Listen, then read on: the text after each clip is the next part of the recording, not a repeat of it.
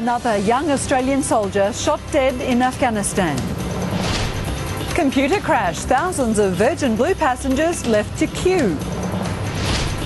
Ivanhoe gates open to free up our flood storage. And hello summer, the season's hottest day so far. This is Nine News with Heather Foord.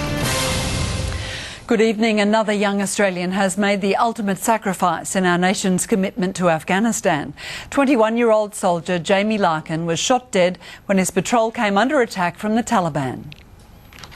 A country boy from South Australia, a big brother to three sisters, a mate, a soldier, a hero.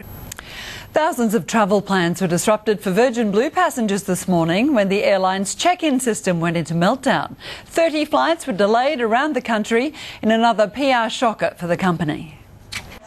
A shock for footy fans on their way to watch the Reds at Suncorp Stadium.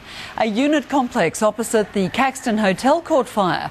Passers-by spotted smoke pouring from the property before emergency crews arrived.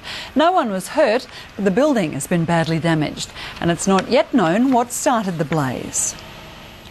Anna Bligh has removed Paul Lucas from the controversial Health Ministry, but loaded him up with some of her responsibilities. It's a move condemned by the opposition, who were calling for his head. Police are continuing to investigate yesterday's fist fight at the Burleigh Breaker Pro. No charges have been laid against professional surfers Sonny Garcia and Jeremy Flores, despite police obtaining footage of the fight. An informal complaint has been made by an amateur cameraman who was attacked after filming the incident. Garcia has been banned from competing in his next scheduled competition in Newcastle next month. Some success for the democracy movement in Bahrain. The ruling royal family has removed security forces from the square where the protesters have gathered. Across the Arab world, the demands for freedom are growing louder.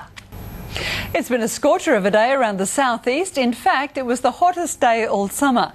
Our man on the beach, Paul Burt, sensibly spent the day by the water. Bertie, how hot did it get? All right, thanks, Bertie. We'll catch you then. Still to come in tonight's news, finally, somewhere for trail bike riders to go. And which Aussies have made the invite list for Will and Kate's royal wedding? And on a hot day like today, Bruce Page remembers a sport he can play in aircon.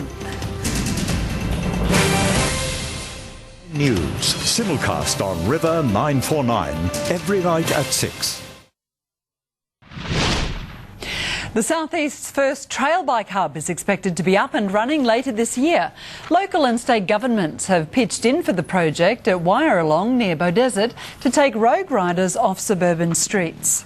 Several $1 million has to be spent over the coming months. A new access road, camping facilities, amenity blocks, picnic facilities, so that this is done properly. There are already plans for another 2 to be built in the region. Leonardo DiCaprio and Carey Mulligan are heading to Australia to film a remake of one of the most famous stories of all time. A 3D version of The Great Gatsby will be directed by Baz Luhrmann, who chose Sydney over the original New York setting. The love story's been filmed 6 times before, including a 1974 version starring Robert Redford and Mia Farrow. And they are in the post. The most sought-after wedding invitations in the world are on their way. 1,900 guests, including Prime Minister Julia Gillard and Governor-General Quentin Bryce, will soon receive their specially gilded cards for the April wedding of Prince William and Kate Middleton. 600 attendees will go on to a lunchtime reception at Buckingham Palace, with a select 300 also invited to dinner and dancing. That's a big day. Now, some of the larger alleys may have closed, but that hasn't stopped many Queenslanders enjoying the sport of 10-pin bowling. And on a day like today, it's perfect to escape the heat. And as Pagey discovered, it's been bowling us over since the 60s. Bigger and better every year. That's the promise of the Royal Queensland Show. But in 1961, a new draw card, all the way from America, was competing for Ekka crowds right across the road. It was Exhibition Bowl, our very first 10-pin bowling alley. I was kind of mesmerised. It was 5 shillings a game, that's 50 cents in our money today, and there was a 4-hour waiting time. Cedric Reinhardt formed league team the Alley Cats and splashed out on a film camera to review their technique. If you bowled between 180 and 220, you were really on top. These home movies now track the sport in its infancy. Milton, Greenslopes and Clayfield soon opened as young and old lined up for a brand new type of fun. You're not in the sun.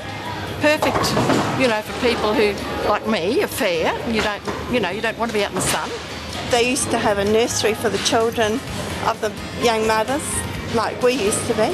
These ladies have been bowling together since the glory days.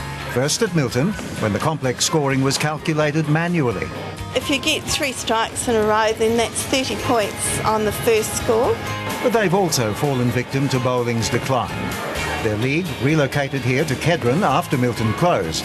And now, sorry to hear, Greenslopes has also gone. I did feel it myself, a lot. But now, a bold new comeback to replace the old standalone centres. New alleys inside big shopping centres, featuring nightclub lighting, music and licensed bars. You've got to move with the times, haven't you? It's time for a new generation to be mesmerised. It still has the same attraction to what it had to us, only in a slightly different way. Still trying to strike it lucky. Slucky has the sport now, and the Reds haven't had it all their own way. No, Heather, the Force haven't made life easy for them in their Super 15 opener. That's next. Also, the roar inside of the Suncorp Stadium Grand Final. While pitch invaders shouldn't be a problem at the World Cup.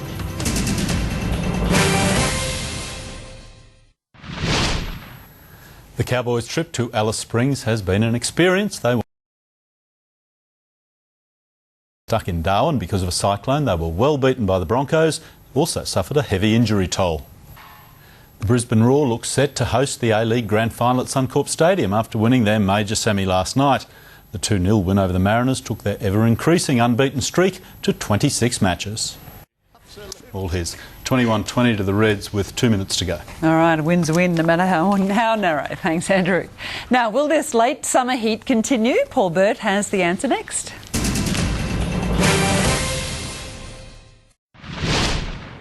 Hello there. What a hot one today in the southeast. Amberley, Oakey and Ipswich had the hottest with 36 degrees out. West St George and Mitchell, hottest in the state with 40 degrees. Currently in the city at the moment, it's still about 28. We've got 11 k's of east-northeasterly wind.